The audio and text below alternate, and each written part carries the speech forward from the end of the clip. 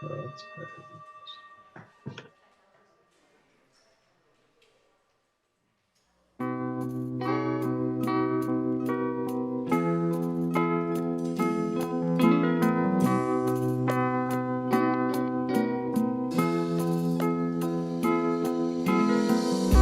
Imagine there's no heaven.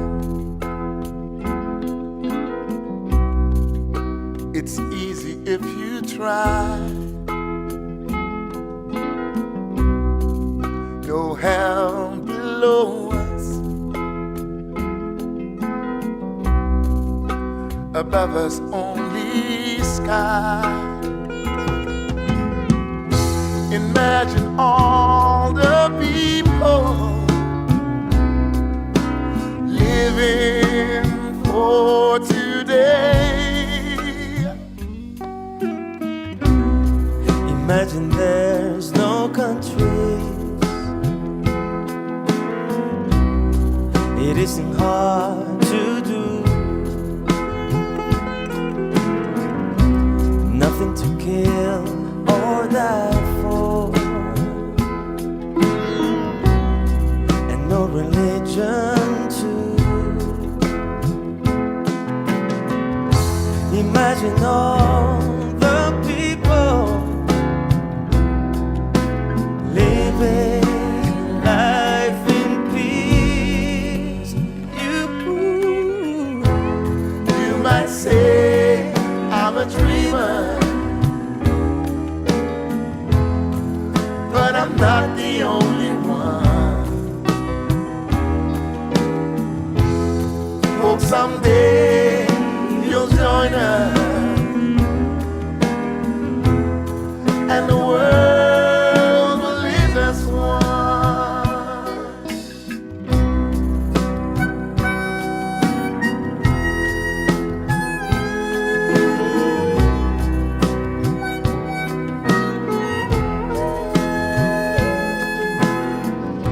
Imagine no possessions.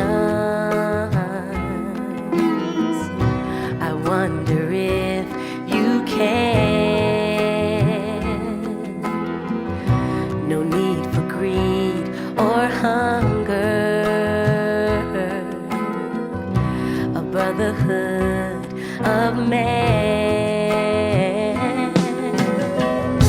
Imagine all the people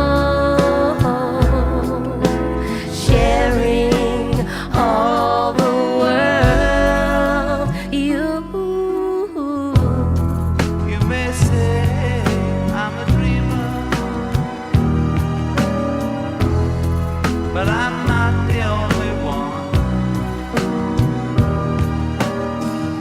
I hope someday you'll join us, and the world will live as one.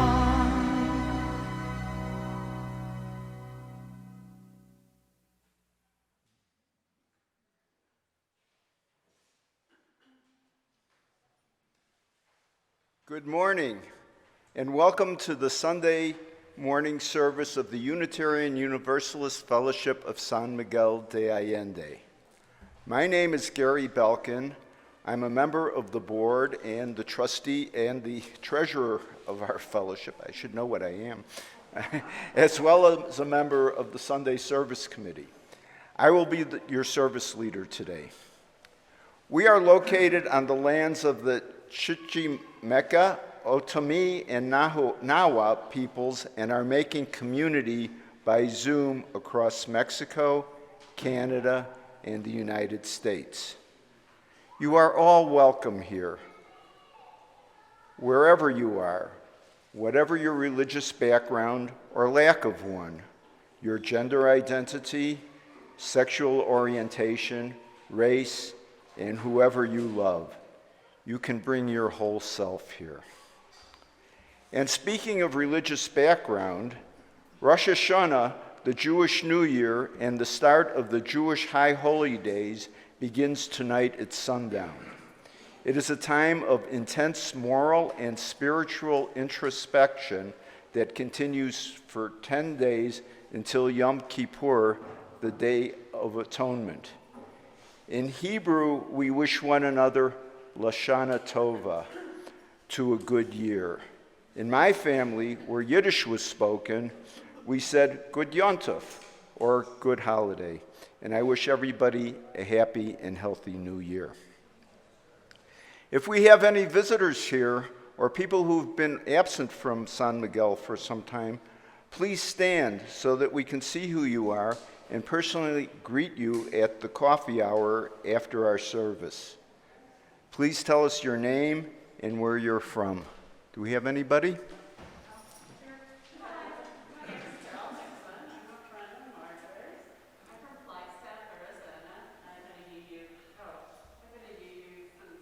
Can you tell us that again, since you have the mic again? Thank you. Thank you. Hi, my name is Carol Hickson. I'm from Flagstaff, Arizona. I'm visiting my friend Marjorie Buren, and I've been a UU since about 1990. Welcome.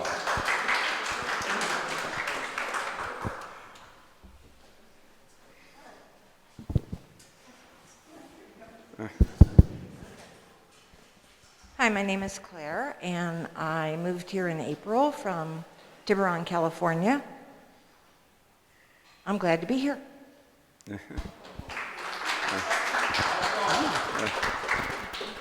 Hi, my name is Sheila Reed, and I've been away from San Miguel for about 2.5 years, I think, maybe 3. Not 3, 2.5. Welcome back.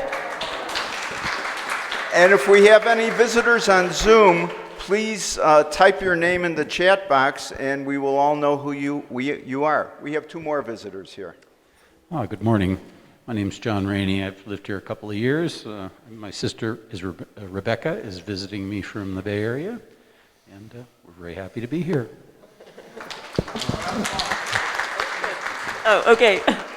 I'm Rebecca Rainey. I live in Santa Cruz, California, and we're staying with some friends here who aren't here right now. So it's good to be here. Welcome, everybody. Thank you. We record our Sunday services, and we expect to post today's service on YouTube by Wednesday of this coming week. Our YouTube channel is a great resource. Just go to youtube.com and type in UUFSMA to access the great wealth of recordings that we have collected there. You can also check the order of service or our website, UUFSMA.org, to see various events sponsored by our fellowship and information on how to become a member. A reminder for everybody, please, that tomorrow, Monday, September 26th, at 11 a.m., is the launch of the new President's Hour by Zoom with our fellowship's president, Margot Johnson. Margot is here in the back of the room. Say hello to everybody, Margot. Simply email Deanna Amaya at info.uufsma@gmail.com for the Zoom link. This is your chance to hear about what's going on and ask Margot some questions. I can hardly wait to hear what she's going to have to say tomorrow. And please don't forget that October 3rd is the deadline to submit your photos for this year's virtual altar for our Day of the Dead service on October 30th. It's been a great success in the past. We have the opportunity to see the photos and remember our loved ones, the loved ones of our community. Send your questions and photos to Joseph Plummer at Wordfisher, that's WORDFISHER @gmail.com. We welcome your feedback. When exiting today, you can share your written comments on the back of our order of service. Just hand it to an usher, and thanks for your comments. After the service, those on Zoom are invited to stay connected and visit with others in a discussion of today's topic. Those who are with us at the Aldea can join us for coffee, cookies, and conversation downstairs.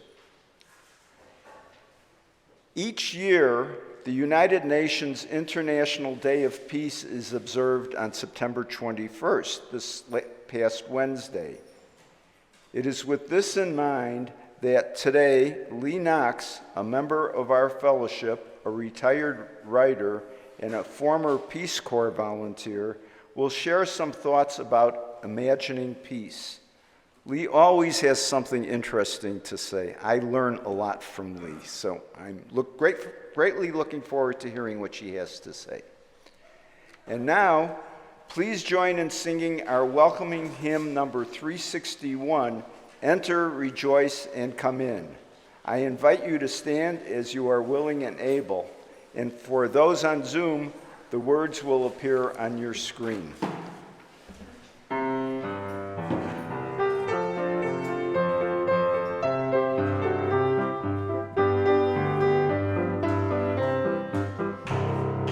Enter, rejoice, and come in. Enter, rejoice, and come in. Today will be a joyful day. Enter, rejoice, and come in.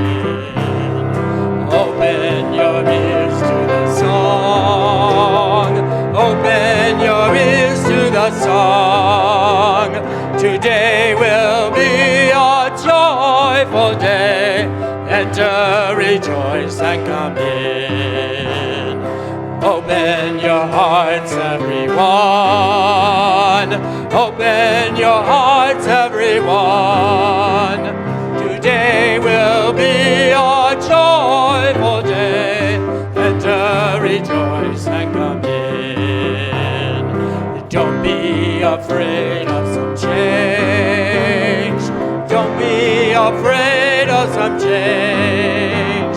Today will be a joyful day. Enter, rejoice, and come in.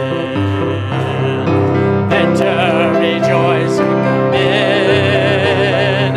Enter, rejoice, and come in.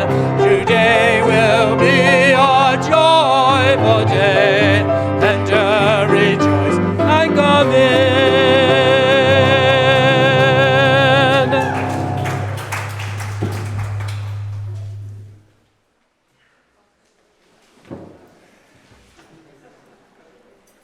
And now we will light our chalice to create a reverent space for reflection, prayer, meditation, and singing.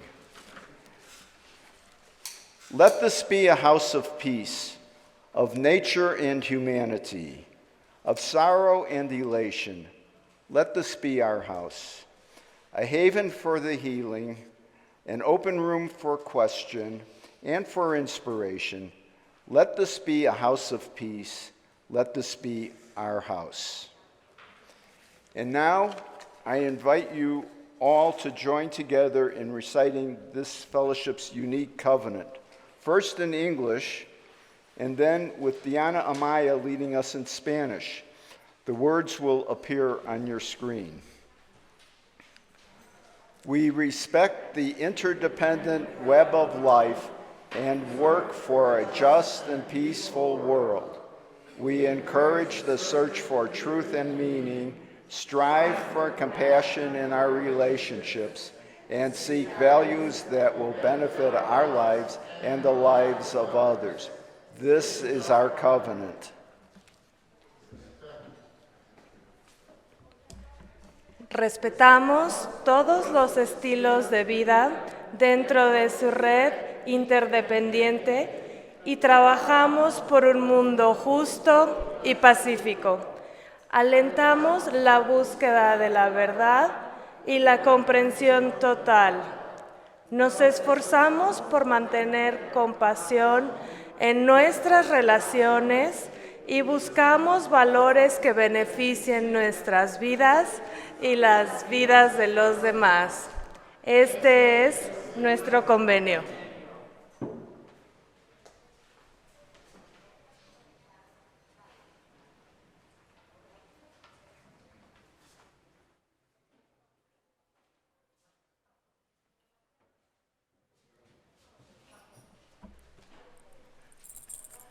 Good morning. I'm Lee Knox, and I'll be the speaker today. But right now, this is a special time in our service when we acknowledge particular joys, sorrows, and concerns felt by individuals in our fellowship. If you want us to light a candle in an upcoming service, you can send your request to our minister, Tom Rosiello. Those of you on Zoom today can type in a joy, sorrow, or concern right now in the chat box.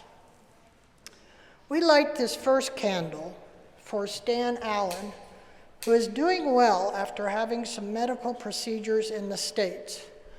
Stan will be back in San Miguel soon. Louisa Fields would like us to light this candle for Steve and Joe Ham, who are recovering from COVID. We light this next candle for Bob Kalt and Christy Magoo. They remain in Michigan, where Bob has just completed his second round of in-hospital chemotherapy, and he is now resting and staying away from germs. We light this candle for Mark Johanningsmeyer and Judith Genya to share in their joy that after Mark spent 2 days in an emergency room in California with heart concerns, all is well, and there was no serious problem.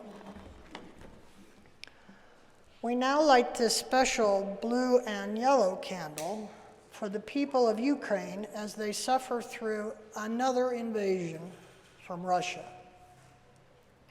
After watching the Ken Burns documentary about the Holocaust this week on PBS, I would like to light this candle of sorrow for the victims of the Holocaust and for concern of the rising anti-Semitism in the world today.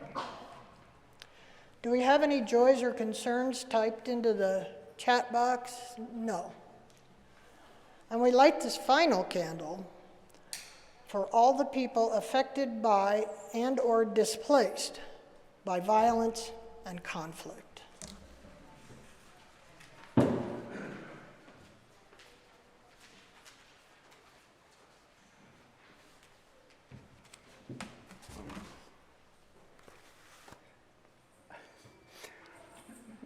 We have a first reading this morning, A Prayer for Peace by Chinese philosopher Lao Tzu.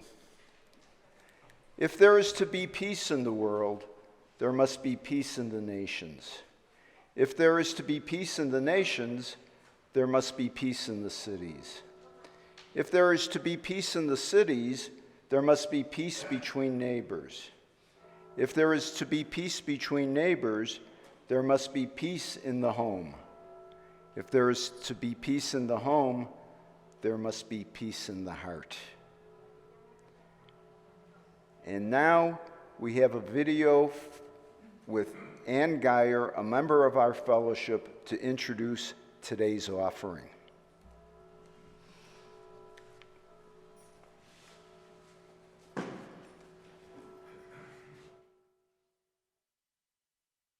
Good morning, everyone. My name is Ann Geyer, and I serve this fellowship as a religious education teacher and also as a member of the Social Action Committee. During the past 23 years, I've been a member of 3 different UU congregations, both in the US and now here in Mexico. While I cherished my time and experiences in my first 2 congregations, I decided to join the UUFSMA because it better serves all of my spiritual needs. And I'll tell you why. It does that in 3 ways. First, through professional ministry that provides thoughtful, compelling worship services that nourish my heart, mind, and soul. And also by providing professional pastoral care during life's more difficult moments. And I've had a few of those. Second, by allowing me to be part of a loving congregation of kind, stimulating, and generous people. And third, by doing what my previous congregations weren't able to do.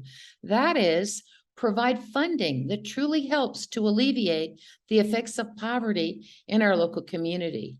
One example is our support for the Fundación de Apoyo Infantil, a local NGO that helps improve the lives of underprivileged children in some of San Miguel's poorest neighborhoods. I've been honored to act as the steward for this organization for the past couple of years, and I absolutely love being involved in their efforts. As such, I feel that I have truly found my church home here at the UUFSMA. I invite you to think about all the ways this fellowship satisfies your spiritual needs. Please consider making a donation today to help our fellowship continue making an impact in your life and the lives of less fortunate people here in San Miguel. You may give when the basket is passed, or if you're watching on Zoom, go to uufsma.org. The offering will now be collected and gratefully received. Thank you very much.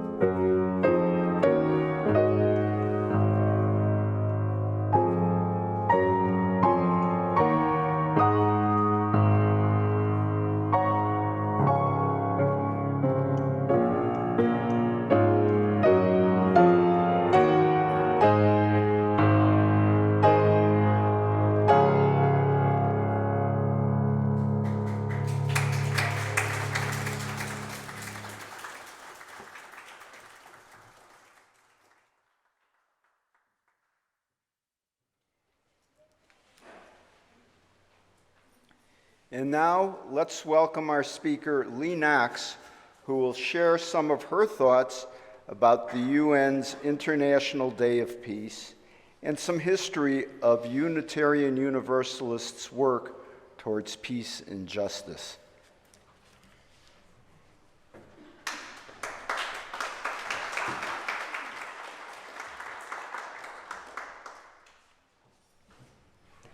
What does it mean to imagine peace? In the words of the song Imagine that we just heard in the opening video, John Lennon imagines what world peace would look like. No countries, nothing to kill or die for, no need for greed or hunger, all the people sharing all the world, living life in peace. That's a nice place to imagine. He goes on to say, and no religion too. No hell below us, and above us only sky. What? No heaven or hell? How will people be rewarded for their good behavior or punished for their bad behavior without a heaven or a hell? I guess we'll just have to administer justice here on earth before people die. And that's just the thing. Justice is a major component of peace in the world. Achieving true peace requires much more than laying down arms. It requires the building of societies where all members feel they can flourish. It involves creating a world in which people are treated equally. In the mid-1950s, Martin Luther King, Jr. said, "True peace is not merely the absence of tension, it is the presence of justice." And on World Peace Day in 1972, Pope John Paul VI said, "If you want peace, work for justice." Unitarian Universalists have always worked for peace and justice. The Unitarian Universalist Association, the UUA, has an office at the United Nations. It's housed in the Church Center building across the street from the UN complex, along with many other faith-based nonprofit organizations. From involvement in drafting the Universal Declaration of Human Rights, to leading the Faith Caucus to establish the International Criminal Court, to overcoming the UN apathy about gender identity issues, the UU office at the United Nations has a long history of providing strong leadership in all aspects of human rights at a policy level. The Unitarian Universalists' sixth principle calls us to work toward a goal of world community with peace, liberty, and justice for all. As naive or impossible as this seems, we are not willing to give up on it. We imagine a world where global peace is possible. We may not succeed, but by trying, we will improve the world and ourselves. After the Civil War, Unitarian abolitionist and pacifist Julia Ward Howe called for a Mother's Day dedicated to peace in honor of mothers who had lost their sons and husbands in battle. Nearly 45 years before it became an official U.S. holiday, Julia Ward Howe's widely read Mother's Day proclamation called on mothers of all nations to lead their countries in not only rejecting war, but also working for peace in the name of humanity.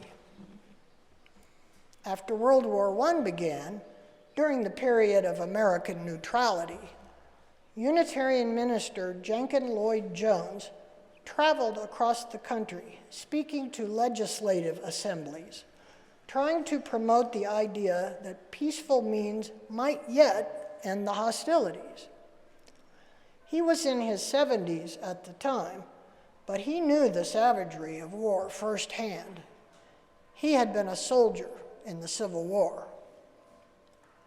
Just before World War II, a Unitarian minister from Massachusetts and his wife, a social worker, traveled to Eastern Europe to investigate reports of a humanitarian crisis. What they found were Jewish refugees fleeing Nazi persecution.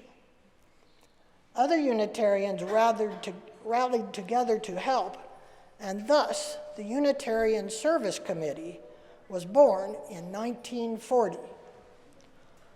During and after the war, the committee aided hundreds of displaced persons in occupied countries, allowing many of them to find passage to the United States. The present-day UU Service Committee continues to work toward advancement of human rights and social justice throughout the world. During the Cold War, the American chemist Linus Pauling, who was raised as a Lutheran but later became a UU, became increasingly concerned about nuclear weapons. So he and some colleagues circulated a petition to end nuclear weapons testing. When he sent the petition to the Secretary General of the United Nations, it had over 2,000 signatures of prominent American scientists. Eventually, it had over 11,000 signatures, including those of Albert Einstein and Albert Schweitzer. This petition precipitated the Nuclear Test Ban Treaty of 1963. For his work, Linus Pauling was awarded the Nobel Peace Prize on the same day that the treaty went into effect. Granted, it was only signed by 3 countries, but 2 of them were the United States and the Soviet Union. That's a good start. What were you doing in 1963? Personally, I was in 3rd grade, and my classmates and I were doing monthly drills where we practiced diving under our desks and covering our heads, as our teachers and the school administration were convinced that any day the Soviet Union might send bombs to destroy Oklahoma City. Since that time, there have been many treaties signed between many nations trying to limit the use of nuclear weapons, as well as other weapons of mass destruction. Despite these international agreements, the rapid development of science and technology has made warfare more deadly to a larger number of people. It is not only soldiers on the battlefield who are casualties, but an increasing number of civilians. Even with these challenges, there is cause for hope. The world today is home to almost 2 billion young people, the largest generation of youth in history. And there has never been a greater demand for education in the areas of disarmament and non-proliferation. Perhaps we can teach the next generation values that reject violence, resolve conflicts peacefully, and promote a culture of peace. Now, when I say to imagine peace, I'm not talking about the New Age idea that you can will something into being just by imagining it. But if you can visualize a goal, if you can see it with your brain and envision all the smaller components it is made of, then you can begin to build it from the ground up. In conceiving of the Peace Corps, John F. Kennedy said, "Peace is a daily, a weekly, a monthly process, gradually changing opinions, slowly eroding old barriers, quietly building new structures.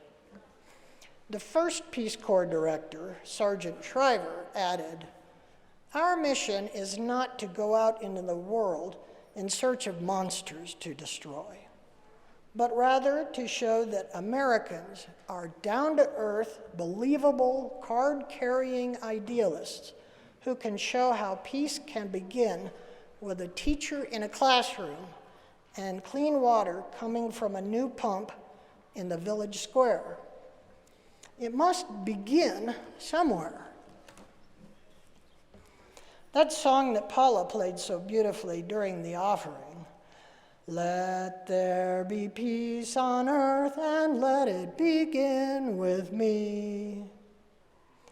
I heard a different version of that song one time. Some years ago, I went out to visit my sister, not the sister who lives here, but my older sister who lives in Colorado. We don't get along very well. She's prone to conspiracy theories and flights of fancy. Or as my brother put it, she goes sailing off on any old wind that blows. Anyway, when I went to visit her, she took me to a Sunday service of the church that she was attending that month. At the end of the service, the congregation stood, held hands, and sang, "Yes, there is peace on earth, and yes, it began with me." Really? I guess that's kind of a glass half full way of looking at things. It made everyone feel good, but it just made me glad to be a UU. Glad to be part of a faith tradition that sees the conflict in the world and works toward ending it. This year's theme for the United Nations International Day of Peace is End Racism, Build Peace. They invite us to join their efforts to work towards a world free of racial discrimination, a world where compassion and empathy overcomes suspicion and hatred. On this subject, the current Secretary General of the United Nations, Antonio Guterres, said, "Racism continues to poison institutions, social structures, and everyday life in every society. Racism destabilizes societies, undermines democracies, and erodes the legitimacy of governments." The UUA, which is made up of UU congregations in the US, Canada, and Mexico, is committed to anti-racism. Last year, they issued a statement of conscience in which they called on UU congregations and individuals to actively engage in undoing systemic white supremacy in all of its manifestations. They call for us first recognizing that we were raised in and continue to live in a society where most people and institutions value the ways and traditions of white people more than the ways and traditions of persons of color. As UUs, we believe in the inherent worth and dignity of every person, and we believe that justice, equity, and compassion must exist in all human relations. We are committed to building a fair and equitable society, especially for communities that have long borne the brunt of systemic injustice. And so, we work for peace and justice. Yet, what can any of us as individuals do to promote world peace? We can vote. In whatever country we are allowed to vote. We can vote for policymakers who condemn imperialism, who agree to the use of sanctions against aggressive countries, who are against selling arms to countries that illegally occupy the territories of others. We can vote. But we can also practice every day to eliminate the injustices that cause conflict and war. We can continue to support with our money and our time nonprofit organizations around us who try to level the playing field for underserved communities. Nonprofits which address inequities in health, education, housing, and food security. Yes, Unitarian Universalists have always affirmed peace as among our most basic values.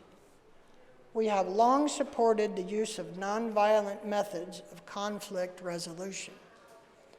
And we have always worked to create the kinds of just communities out of which peace emerges. This is the legacy that we share. Thank you.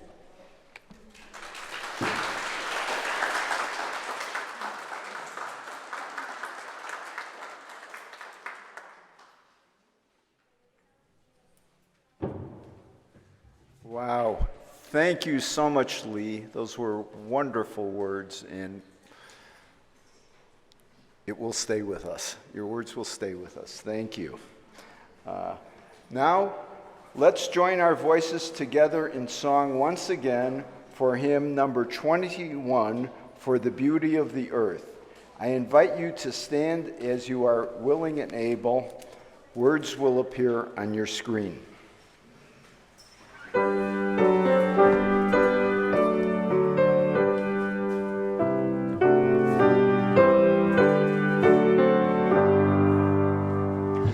For the beauty of the earth, for the splendor of our skies, for the love which from my birth over and around us lies. Source of all, to thee we raise this our hymn of grateful praise. For the joy of ear and eye, for the heart and mind's delight, for the missing harmony, linking sense to sound and sight.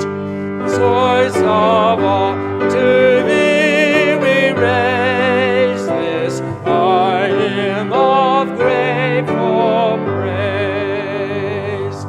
For the wonder of each hour of the day and of the night, hill and vale and tree and flower, sun and moon and stars of light. Source of all, to thee we raise this our hymn of grateful praise. For the joy of human care, sister, brother, parent, child, for the kinship we all share, for all gentle thoughts and mild. Source of all, to thee we raise this our hymn of grateful praise.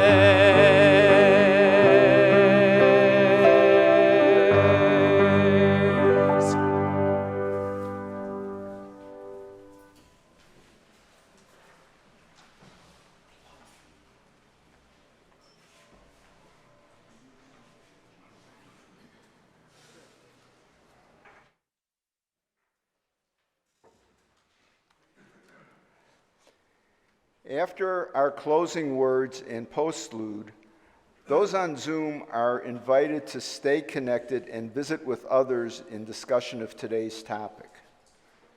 Those who are with us at the Aldea can join us for coffee and cookies downstairs. And if you want to chat with Lee, she will be downstairs.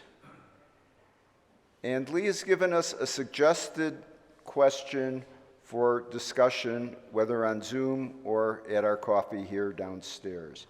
And that question is, what else can we do as individuals or as a group to further the causes of peace and justice? I'll repeat that. What else can we do as individuals or as a group to further the causes of peace and justice? Our closing words as we extinguish our chalice. Go out in the world in peace. Have courage. Hold on to what is good. Return to no person evil for evil. Strengthen the faint-hearted. Support the weak. Help the suffering.